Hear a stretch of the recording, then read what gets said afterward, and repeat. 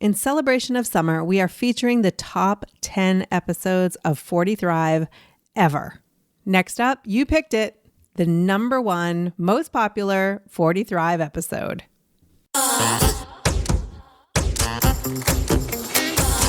You're listening to the 40 Thrive podcast, the show created for women 40 and beyond, ready to shake things up.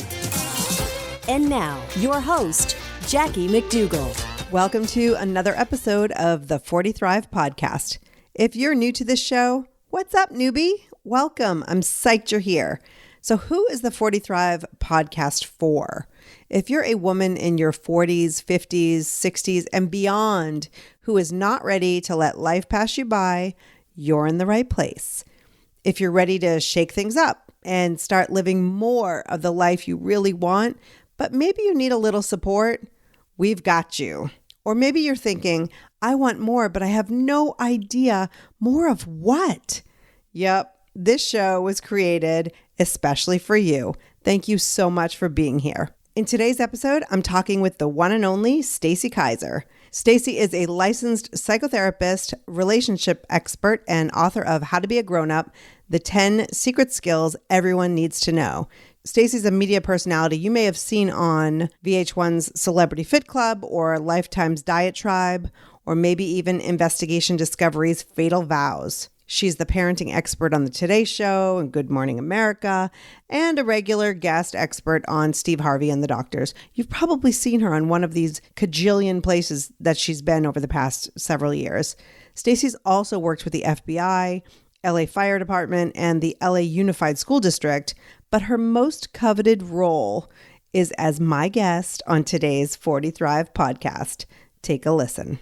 Stacy Kaiser, welcome to the 40 Thrive podcast. I'm so excited to be here. Girl, how has it taken this long? I don't know. I listened to all the other ones. You have? I have. I'm so proud. Oh, it's my good stuff. goodness. I'm glad to be here. That's a little daunting when a therapist is listening. Am I effed up? No, you're just normal like the rest of us. Oh, good. Now we can move forward. So before we get into all of the amazing advice that you can give the 40 Thrive audience and community, I kind of want to just go back and get your journey, because you became a psychotherapist. Was that right out of college? Did you just keep going with schooling, or did you go back? I did. I went straight from college into my master's program. And here was the weird thing. I started my master's program at the end of September, and on November 1st, they were like, you're going to be a therapist today. What? And they put me in a room with someone. And I was like, I have been in school now for about a month. I have no idea what I was doing. But I wore a suit so that I would look a little older. That's always the answer, right? But it was scary. It was really, it was scary. But that was like almost 25 years ago, which is crazy. Whoa. So obviously that person knew that you were a student and that you weren't like... Yes, they knew that. And then we could run out of the room if we needed to get help. Oh, that's for good. Ourselves. Wow. So it was sort of like an internship while you were... That's what it was. You have to earn 3,000 hours in order to become licensed. So that was hour one. Did you run out of the room looking for help? Thankfully, I didn't have to do that. That's good. And then did you go directly into private practice after? No, I was trained at a place called Friends of the Family, which is a community crisis center. And I had a small private practice in there while I worked there doing all kinds of stuff, dealing with battered women, teen pregnancy, abusive people, people who have suffered from trauma. I mean, I literally had everything from a kid who was kidnapped by his father to an attorney who was upset that his season tickets got taken away from him by his company. I saw it all. Wow. Yeah. And let me guess, one of them seemed to heal a little bit faster than the other. It was not the season ticket holder. He had a rough time with that. His whole identity was connected to those tickets. Wow. Yeah. Wow. I wonder where he is now. Sitting at Dodger Stadium. He probably went and got another job where they have a luxury box. Yeah, he works there doing peanuts just so he can be close. Anyway, so you did that. And then when did you move into like the entertainment side where you became this on-air guru? Well, apparently it was about 15 years ago, only I thought it was only 10. I was just recently informed that it's like 50% more than I thought. And I really just fell into it. A friend of mine was working on a pilot, and he knew I did public speaking. I do a lot of, public speaking. And he said, do you have any video on your speeches? And I said, no, because I never took anything because I didn't want to look at myself. I was so uncomfortable with the idea of being on camera, which is really ironic. So he and his wife helped me make a video. Wow. We brought a bunch of girlfriends together and they talked about their problems and we recorded it and I got the job. And literally the next thing after that, I just started being on television. It was crazy. Wow. And what was that first job? The Larry Elder Show. Really? Yep. At Telepictures. Yep. Yes, which, for those of you following along, where I worked at the time. Actually, my husband was an editor on that show. Okay. Well, There you go. We go way back then, apparently. It was 15 years ago. Oh, my gosh. That's actually when I left to have my first baby. So, that's why we didn't cross paths. Because we were talking before. How the heck do we know each other? Yeah, we're not sure about that. Yeah. Okay, so it wasn't the Larry Elder Show. But by the way, that show was only on for a couple of months. But the amazing thing that happened was that everybody that left called me wherever they went. Right. And so it was just this amazing thing where, I thank you, Larry Elder. I'm sorry your show didn't go on longer, but then it just exploded after that. Right. And then you did a lot of daytime stuff, but you also do investigation discovery. Yes, I have a show called Fatal Vows on Investigation Discovery. The new season will start this fall. If someone told you when you were first getting into this field that, basically your bread and butter one day would be Fatal Vows, what would you have said? I would have been surprised. It's really funny because I love crime. I'm on CNN, headline news and stuff. I'm riveted by crime. But it's always this funny thing because people are like, oh, do you have a show now? I'm like, yes. Well, what is your show? It's about spouses who kill each other. Silence. Always silence after that. So it's an interesting show. And it is amazing because it's based on true stories. Literally how many spouses who killed each other. Right. It's disturbing.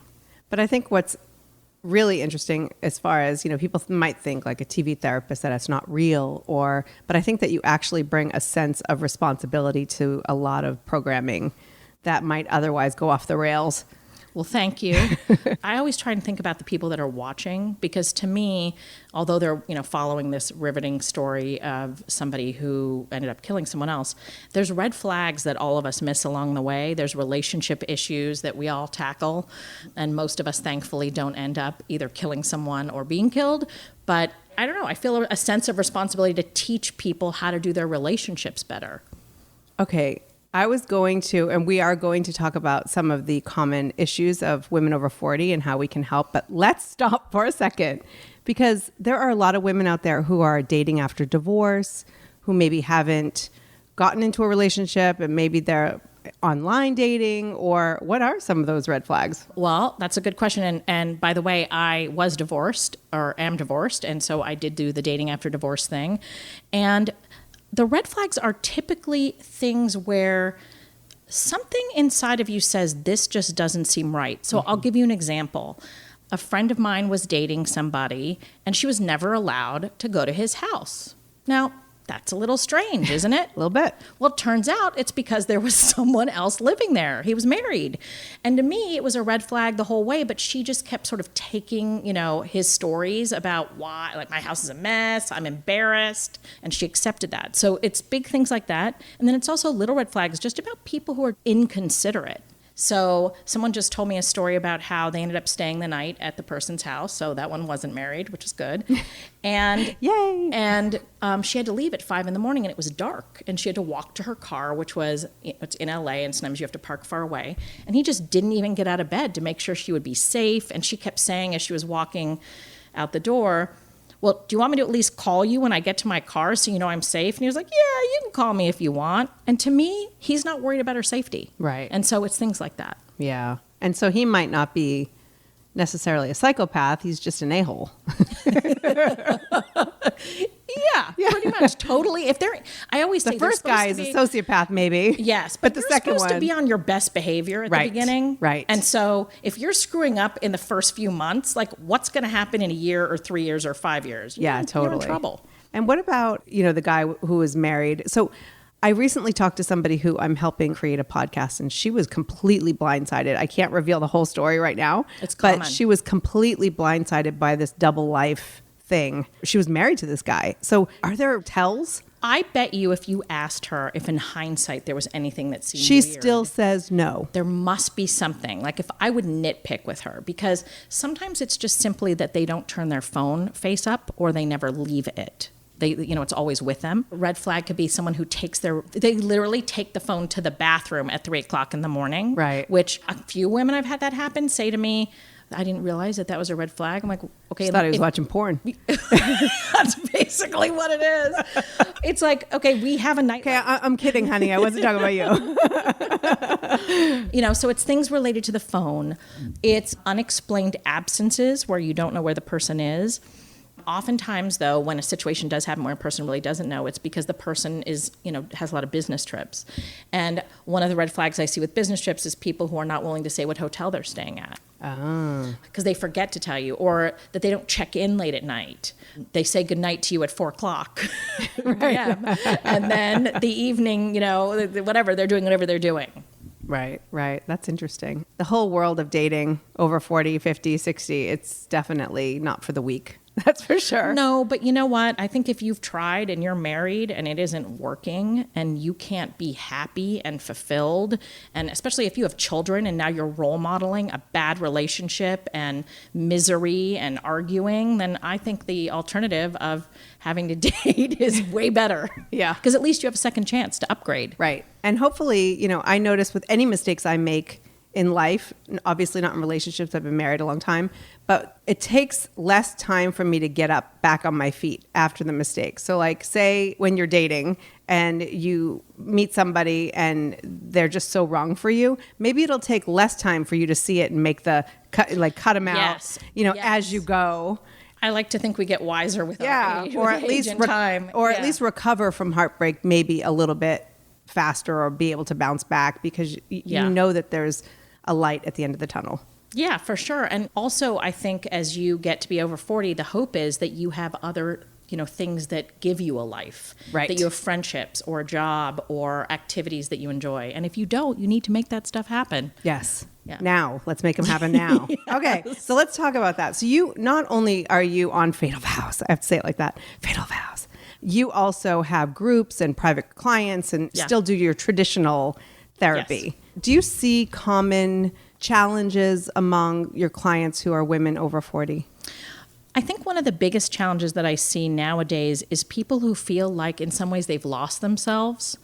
Not completely necessarily, but, raising kids, working, being in a relationship. Sometimes you are so busy accommodating everyone else and taking care of everyone else that you forget who you are and you stop meeting your own needs. How do you know if that's happened?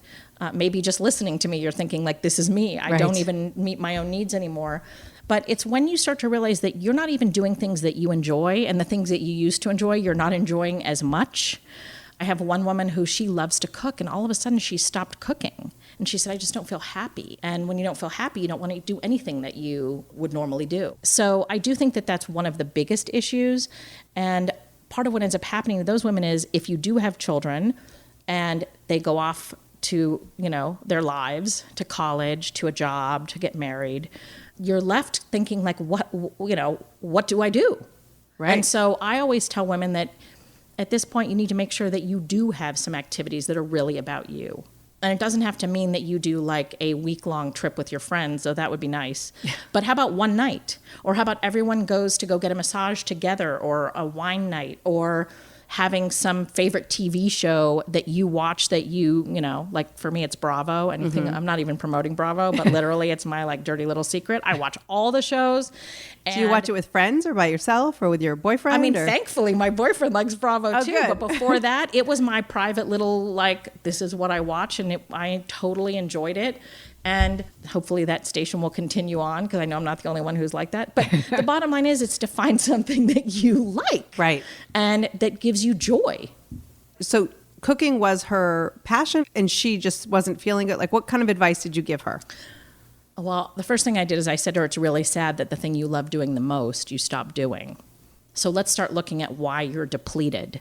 And what I found out is she's been having marital issues. Mm-hmm. And so we talked about, how can you not feel so depleted with your husband? And she has literally been revolving her entire life around her kids. Now, I definitely was the mom. I mean, I still am. I like making my kids breakfast. My 23-year-old brought me her laundry the other day. How sweet. I like doing that stuff for my kids. But there comes a point where you have to know where the line is too far and you've done too much and you're exhausted. And that was her. She was waking up at 4 o'clock in the morning to get all the like lunches together and whatever. And I was like, well, what's happening between like 4 and 6:30 when the kids get up? And she said, I don't know. I'm just like doing laundry and cleaning. And to me, she should have been working out or going for a walk or having one quiet cup of coffee. I mean, on one hand, I can look at her and say, all right, in her mind, she thinks she's getting a lot done because no one's awake. Right. But then she goes to work. Yes. And so there's nothing for her. And so what we talked about is, can you even carve out 5 minutes to sit down at the table with like a magazine or your social media or Jackie's podcast and just have like a moment to breathe. Yeah. And she wasn't. And so that was one of the things that we started to talk about is what can she integrate in her life that would give her her moment? Well, how did she respond to that advice? I mean, she actually said that she hadn't thought of it. She said she'd gotten in a routine where she was putting herself last. And I think that's what happens to a lot of us. Have you ever heard of the frog in boiling water theory? I'm not sure. So if you take a frog and you put it in a pot on the stove in cold water and you start to turn up the heat slowly, it will adapt and adapt and adapt and adapt, and eventually it will explode. Oh. And that is us. I think that just represents a lot of the women that I know. I always say that we have this whole phenomenon where I call it like the I've got it phenomenon. Like, oh, I've got it. I'm fine. I've got it. I've got it. I've got it. And the next thing you know, it's like, I don't have it. Like, I have it. I'm managing my life, but I'm like miserable. Yes. Because we acclimate. And it's an amazing gift for us, not the frog. It's great that we can acclimate. It's great, that we can take a lot. But we do lose sight of the fact that it's getting too much. I think that's definitely a female quality. Absolutely. I could not relate more to that because just this week, my kids were doing some community service over the summer and I was helping them get that done. And, I've got my podcast group going and then there's a potential collaboration I'm doing. And she said, how about 3 o'clock? And I knew in the back of my head that I should not say yes. Don't say yes. Don't say yes. It's just not a good time. It's a crazy day. And I said yes. And so I was in the car, literally picking up boxes of donations in 100-degree temperatures. And I've got my earbuds in waiting for my phone to ring and my phone in my back pocket. And I'm like, oh my gosh, hopefully she won't call until I get this box in the car. And just trying to like balance the whole thing. And then I get in the car and I go, why did you say yes to this 3 o'clock call? Like, why can't you just say no and do it the next day? Right, because you can do it. Yeah. And you did it. Yeah. Yeah. Right? And that's what I think we say to ourselves, like, I can do this. Yeah, I can do this. And you can. Yeah. But it cost you something. It cost me a lot of sanity. The thing is, I think those of us that get into a habit of saying yes all the time, and we don't listen to the little voice inside of us that says, no, I shouldn't do this, right, or it's too much. I mean, that call is not going to throw me over the edge, but it's indicative of what I do, of how I just, that tipping point, right? Yeah, and I think there's a big club of people like you, because I have that in me. I think most of your listeners do too. We can handle a lot. We can, and so we do. And then we get tired. And then we don't have energy to do stuff for ourselves. Do you think that the moms of like the 70s and the 80s were like, yes, I've got it. I can do it all. Like, watch me. And then feeling burnt out? Or were they just like, no, do it yourself? I think that they were like that. I just think that they weren't as aware of it. I think they discussed those types of things. Not all of them. One of the things that I think has happened in our generation is financially, most families require both people to work, or at least one person to work full-time and someone to do something in an assistant sort of pick way. up the slack. And I think that financial stuff that's been going on in our economy has impacted us. And I think it's added to it. But I also think that we've developed these amazing expectations. For example, my mom would make like meatloaf and we ate that. That's what we ate. Yes, we did. I am a short order cook. I don't know about the rest of you, but I have like a vegetarian child and she won't eat meatloaf. So if I made meatloaf, she needs like a different meal. Right. Right? So she just needs tofu loaf or whatever her. Exactly. So just things like that, where I just think we try to be more accommodating to the differences within our kids. See, I never really liked meatloaf, and I was forced to eat it, and I wouldn't force my kid to eat meatloaf. And I'm just using that as an example because you would be totally fine if you did force your kid to eat meatloaf. But my point is, I think we do much more customized parenting than I think our parents did, and I think that burdens us as well. That's such a good point, because I think it was like, take it or leave it. Those are your two options, and now we're like, oh, do you not want that? And yeah, I mean, I have a little bit, I think because I'm one of 13 kids, I still have a eat your damn meatloaf sort of way about me, unless, you're a vegetarian. Like, I'm not that person. I'm not, but if you're avoiding it because it's not a preference, then I'm like, yeah, this is what's for dinner. But if it's like a moral dilemma going on, that's very different. But I think even back then, moral dilemmas wouldn't have even been considered. It'd be like, eat it anyway. I don't care if you're a vegetarian. Yeah, and if I'm being honest, even if one of my kids didn't like meatloaf, I probably would make them something else. You would? Yes. Why do you think? Because I didn't like being forced to eat what I didn't want to eat is the real reason. Right. Yeah. Do you have siblings? I have a brother. Yeah. Okay, so just the two of you too. So it wasn't like you came from... Right. It wasn't like your house where there's, our army. Yeah. So I sometimes notice that I sort of parent as like an army drill sergeant, and I'm like, oh wait, I don't have to do that. I only have 3, not 13. You can true. Actually chill out and be. It shows you how it like ends up in you, what you were raised with. Like, that's what I always say, that you are impacted obviously by how you were raised. And I've rebelled against that with the food. My kids, it's like I'm a short order cook because that wasn't the way I was raised and I didn't like it. Right. I rebel in other ways.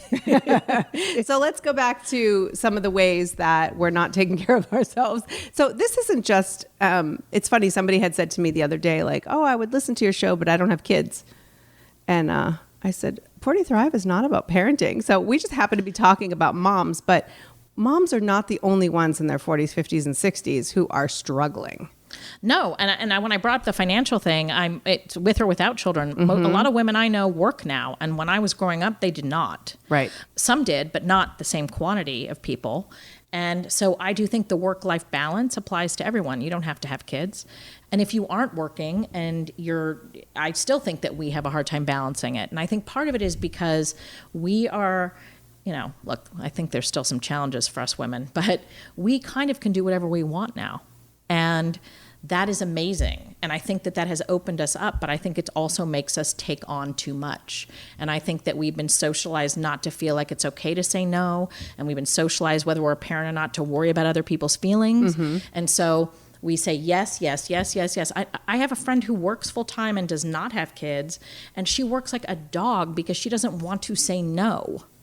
And it's the same, and then she's exhausted. So It is the same thing. We have to learn how to say no. We have to learn how to balance our lives and do things that we enjoy. If we compare women in the 70s or, even 60s, 70s, 80s, it was like you just did the things that you needed to do to survive. And then we got into the 80s and it was like, oh, you can work and you can raise the kids and have the family and you can have all of these things.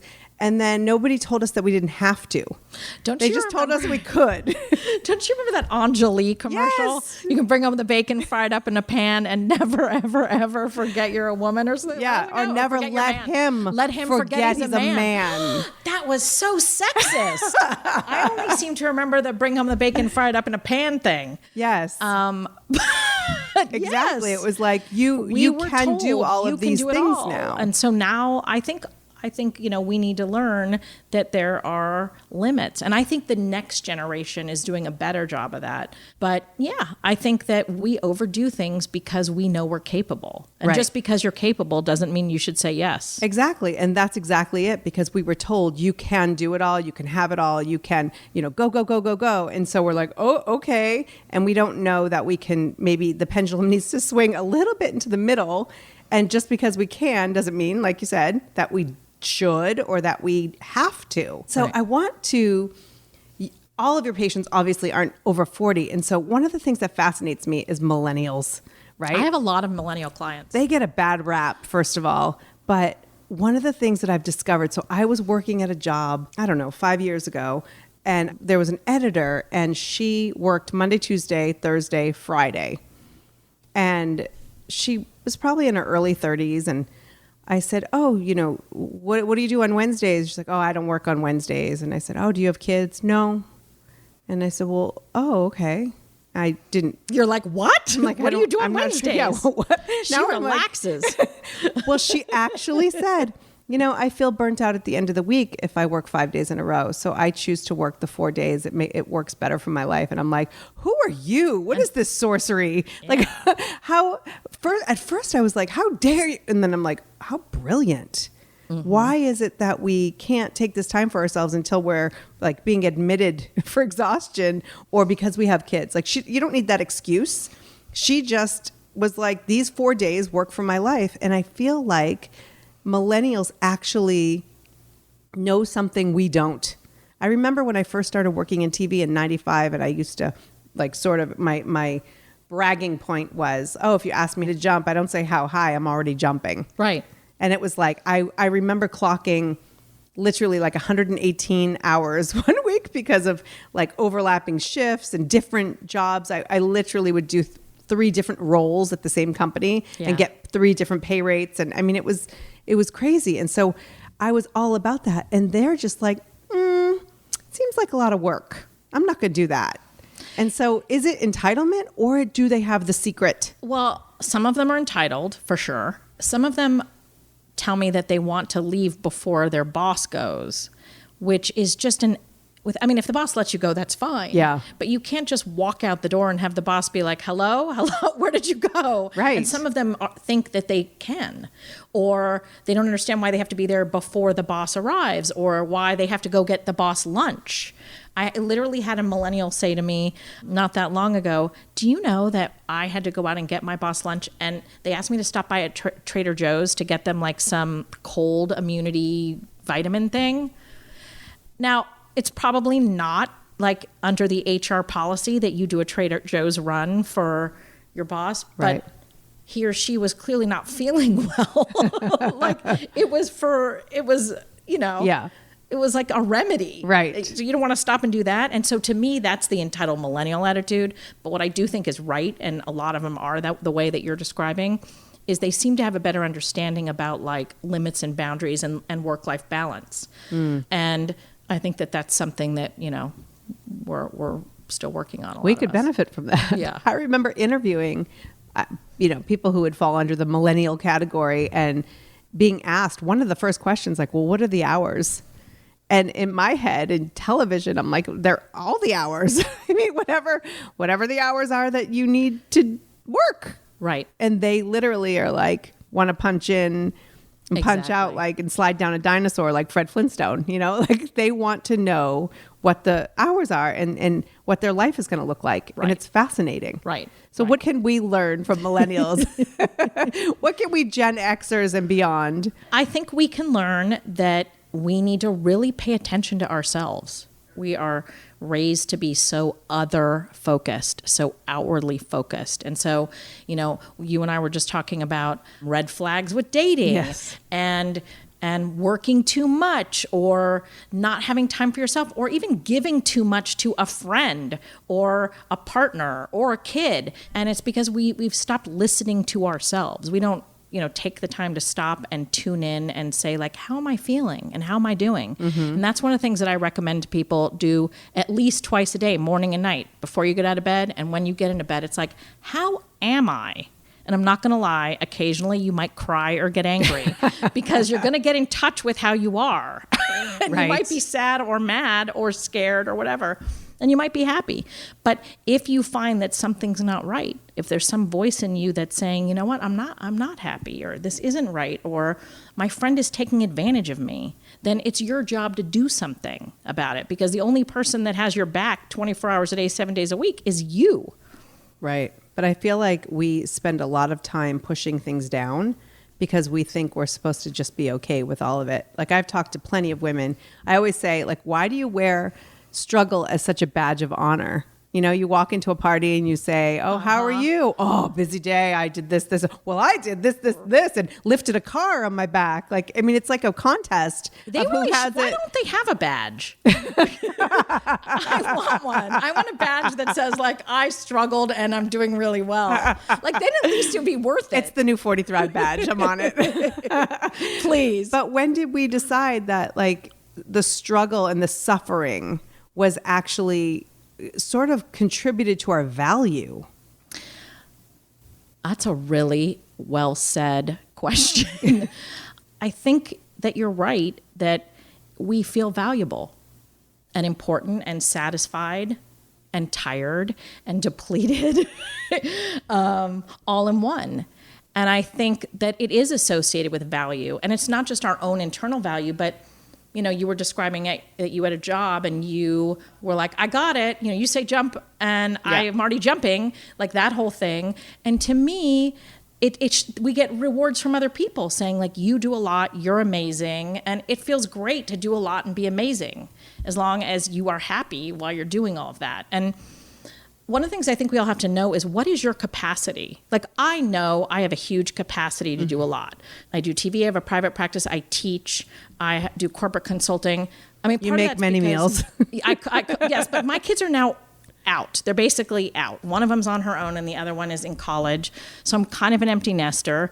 And so I needed to fill, you know, I like to be busy. But that's my capacity, and not every, and I still know where my limit is. Yes. And I think a lot of people aren't even aware of where their limit is anymore. So one of the things that my boyfriend always teases me about is I work a lot of nights because, you know, private practice, people have jobs, so they come to me in the evening.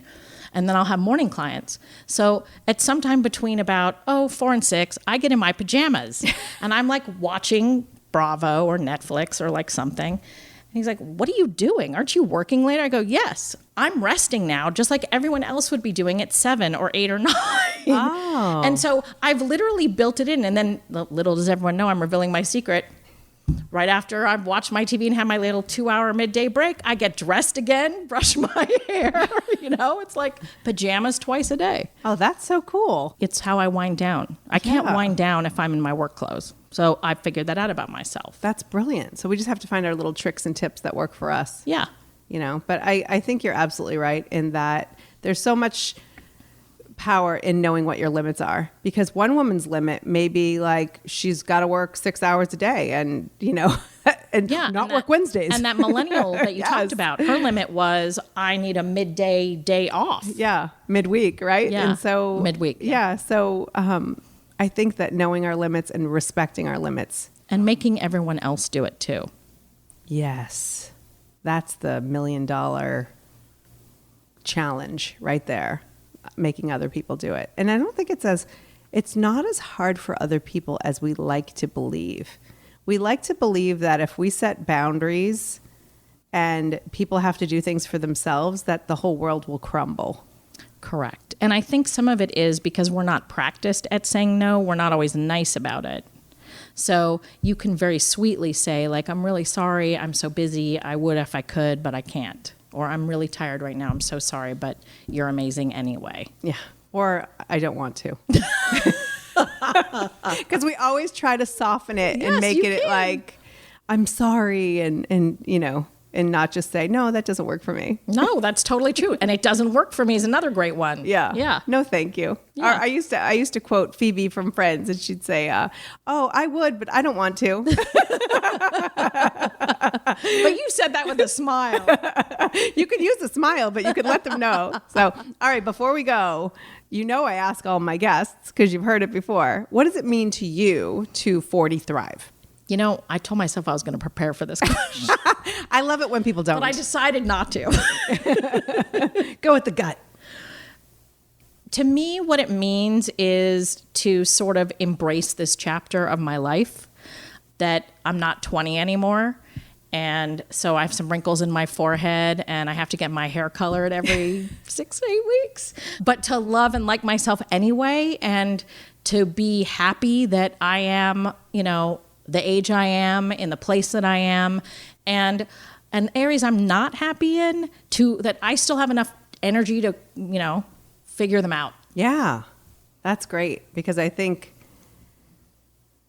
happiness to me, and you're the therapist, so you know better, but happiness to me is being grateful for where you are and having the ability to move in the direction where you want to be. Amen. I totally agree. And I have this thing where I want to live the life I want, and I want everyone to live the life they want, whatever that is. Yes. And so why wouldn't you just keep working at it? Yes. This is why I like over 40, because we have time, but not that much time that you can be lazy about it. But I'm going to max it out. Whatever time I have, I got to get it done. Exactly. Yeah. Stacy, thank you so much. I love having you on. Thank you. We have to do it again. Okay, we will. Okay. We will, for sure. Thank you so much, Stacy. She is like having a really, really smart best friend, isn't she? And thank you to you for listening to this episode. If you enjoyed it, there are 3 things you can do that will make all the difference in the world. Number 1, subscribe. It is literally one simple button and will allow the show to automatically be updated on your favorite podcast app. Number 2, share it with a friend. You know the one. She needs this episode. And to make it easier for you, just share the web link at 40thrive.com/episode 34. And number 3, rate and review. Apple Podcasts and all the other apps are all about these confusing algorithms. So the more activity they see on a podcast, the more they share it. So rate the podcast, write a quick review, share it, subscribe to it. It all helps. This is an absolute dream to bring you the 40 Thrive podcast every week. I want to hear what you want more of or less of, or just get your feedback. This show is all about bringing value into your life. So don't be shy. I want to hear all about it. Until next time, take care and keep thriving.